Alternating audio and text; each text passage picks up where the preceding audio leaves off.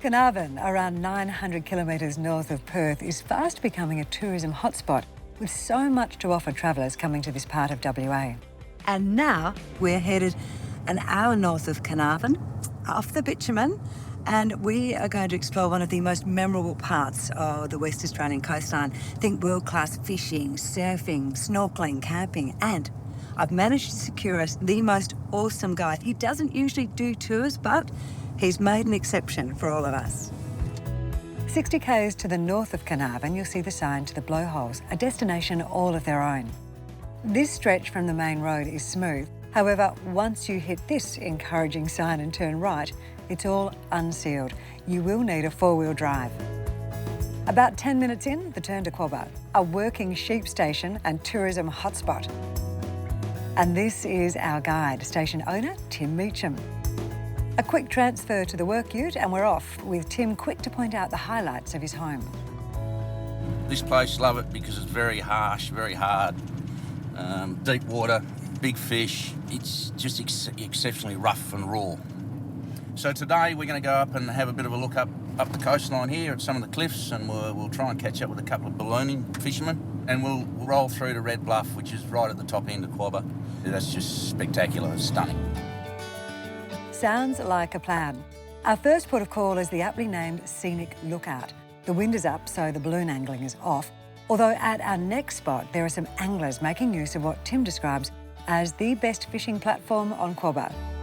We've got 60 kilometres of Indian Ocean here that come right up against the coast. And, you know, land-based game fishing, you can cast a bait into 80 foot of water off the rocks. So, you know, there's only a very small part of coastline that you can actually do that, and this is one of those.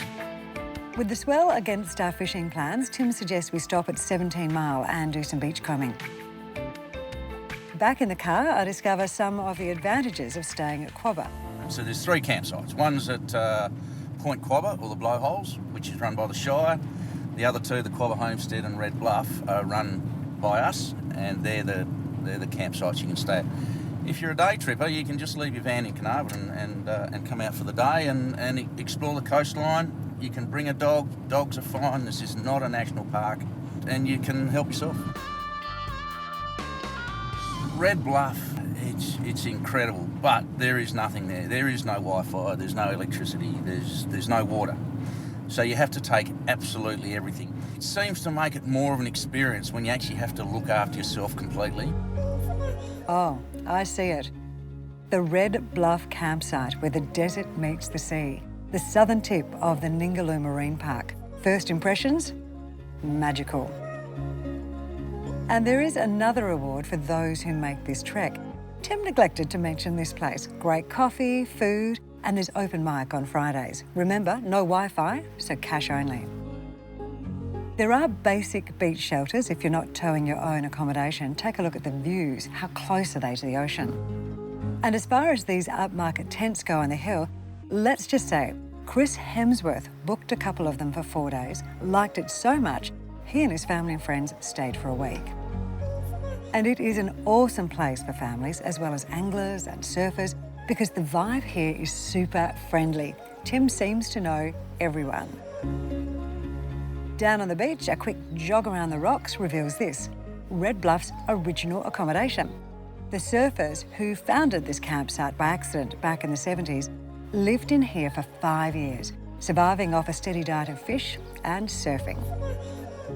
The journey to get here to Red Bluff is a mission, but to actually then finally get out onto a piece of swell that is breaking onto the West Australian coastline, onto rocks, it's just exhilarating.